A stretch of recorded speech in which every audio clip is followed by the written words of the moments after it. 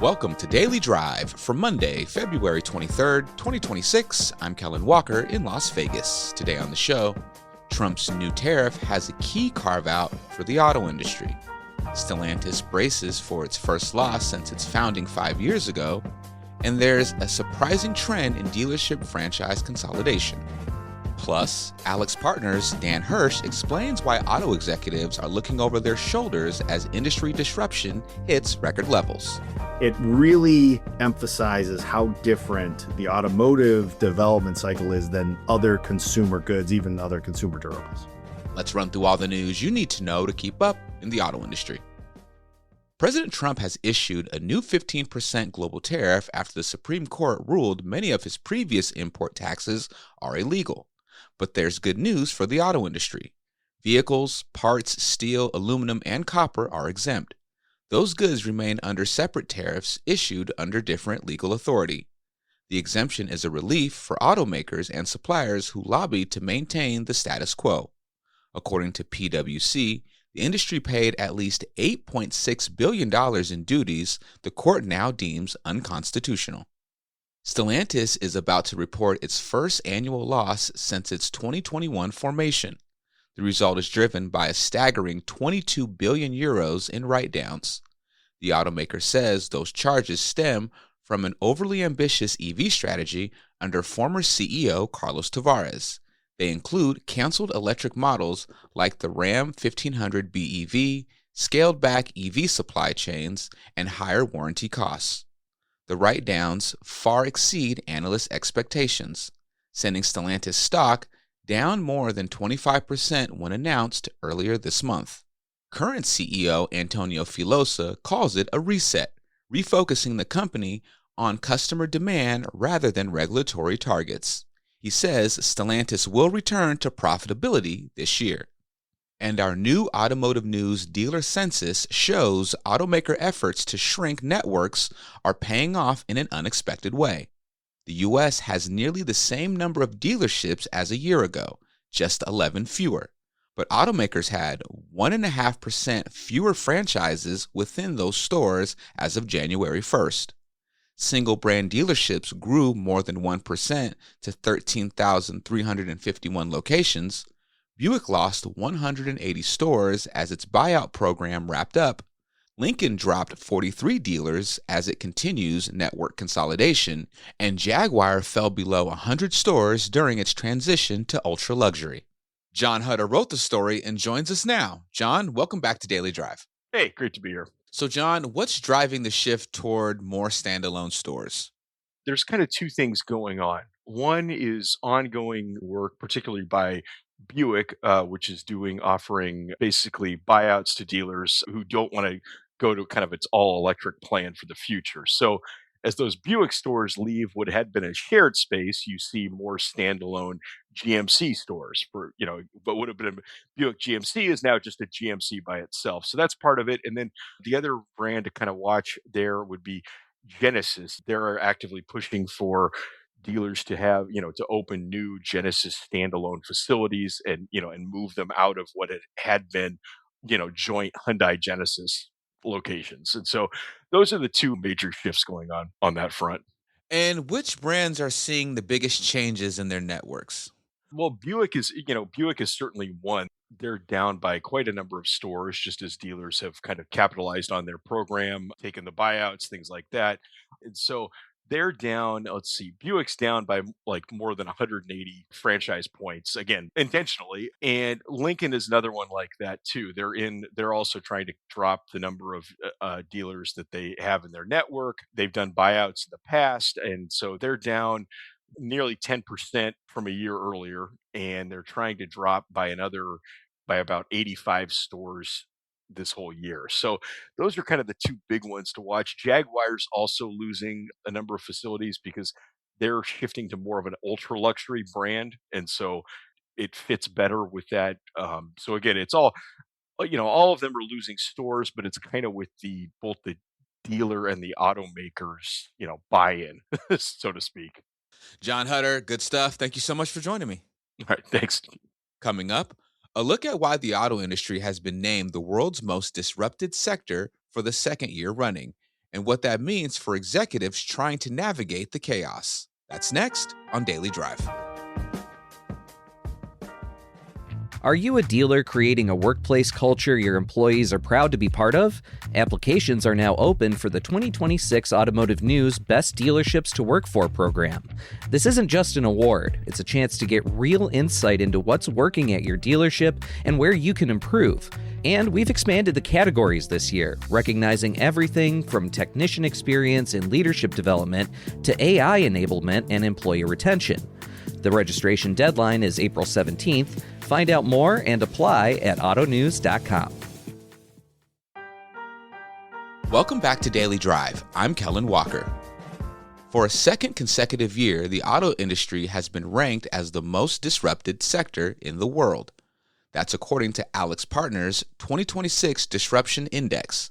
And the upheaval is real enough that executives are genuinely worried about their job security. Dan Hearsch is the global co-leader of the automotive and industrial practice at AlixPartners. He joined our own Molly Boygon on the Shift podcast to break down what's behind this unprecedented level of industry turbulence. Here's a piece of their conversation. So we are here to talk about the 2026 AlixPartners Disruption Index, which measures how different industry executives are thinking about disruption across their sectors. And what was your top line takeaway from the survey this year as far as the auto industry goes? Oh yeah, no surprise that anyone that lives automotive like we do, the automotive industry is the most disrupted industry in our index on the planet. And it's a mix of things that have been developing for a number of years, such as the shift in technology toward the software-defined vehicle, the introduction of autonomy and ADAS features. More recently, the significant disruption of the global supply chain, geopolitical tensions, and everything that's come along with that have really put a lot of pressure on automotive industry executives, both with the OEMs and the tier one suppliers. And it's just left them in a position where many don't really know what to do. It's hard to make long-term decisions when there's so much disruption piling up on top of itself, like we've seen over the last 24 months. Yeah, so as you said, the most commonly cited disruption threats from automotive executives were from protectionism and tariffs, geopolitical conflict, inflation/consumer and producer price increases, and interest rates and cost of capital. One of the things that was interesting to me is as you allude to, all of these things are so interrelated and overlap so much. How should auto executives be thinking about all of these different overlapping forces, and why is there so much fear around these things? Why is there so much fear is because the frequency and the amplitude are both just so much higher than they have been previously. You know, we've developed kind of a view and tracked some of the large black swan events. Would say that over, a period 20 years ago, you would have one every couple years, and that has kind of developed into a few a year. And what's really scary about them is just the way that they're hitting companies, the way that they're hitting the market, just defies planning. It defies the ability to kind of predict where things are going to go, because they're so concentrated among just a set of individuals. They're not even large macroeconomic trends. They're individual disruptors that are kind of pushing these things, in many cases heads of state or administrations, and not things that you can kind of plan for, even with advanced statistical models or artificial intelligence. Yeah, and speaking of artificial intelligence, I also found it really interesting. The survey found that the auto industry executives used AI as a tool for revenue growth the most infrequently, or I guess least frequently of any industry. And instead, they're using it for cost reduction. And I think that makes sense given everything that you just said, all of these different pressures on the industry. At the same time, it almost seems like a little bit of a sort of chicken and egg situation, as the industry is just sort of hunkering down and trying to figure out how to reduce costs, it's also missing an opportunity to leverage AI for revenue growth. So how did you read that? How did you read that finding? Yeah, I think of it a little differently than the way it presents. It's not that auto companies aren't using it. It's that the cycles are so long that the use of AI today in product development or in anything other than maybe marketing and sales is going to have an impact a few years from now.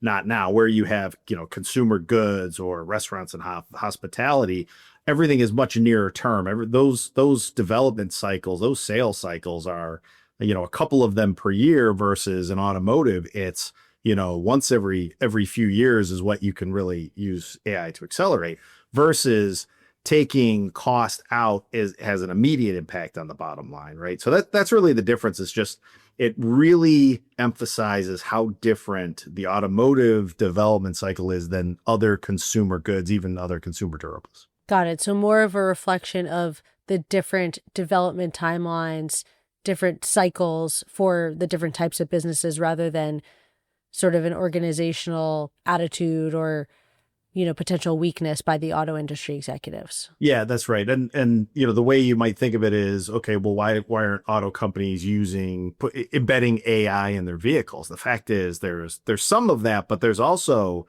real trust issue that a lot of consumers have with artificial intelligence, both the accuracy of some analysis, but also handing over control of certain aspects of the vehicle. That's somewhat scary, right? Even to your everyday consumer that's driving a vehicle. And then most people don't buy a car every year or even every 2 years. It's a longer cycle as well. And so the value that automakers believe they can get out of embedding those types of features is much lower. And they're not willing to take the chance without really vetting and testing these systems out and ensuring that they're not going to have unintended consequences in terms of handing over control or just accidentally allowing some type of AI feature to do something in the car that it shouldn't be able to do. Those things really have to be well sorted out before they end up in a vehicle, just because of the risk to the owner and other people on the road if something does go wrong. You can hear Molly Boygon's full conversation with AlixPartners Dan Hearsch on the Automotive News Shift podcast. That's available now, wherever you get your podcasts. That's Daily Drive for today. I'm Kellen Walker. Thanks to Automotive News executive producer Jake Neer, as well as our own John Irwin and John Hutter for their reporting for today's podcast. We also had reporting from Luca Schiferi of our sibling publication, Automotive News Europe. You can get the latest news on tariffs, industry disruption, and everything happening in the auto industry at autonews.com. We'd love to hear from you. Let us know what you think of the show and the topics we covered today.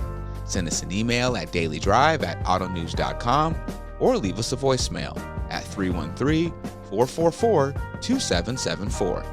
And if you enjoy the podcast, remember to leave a review, and subscribe so you never miss an episode.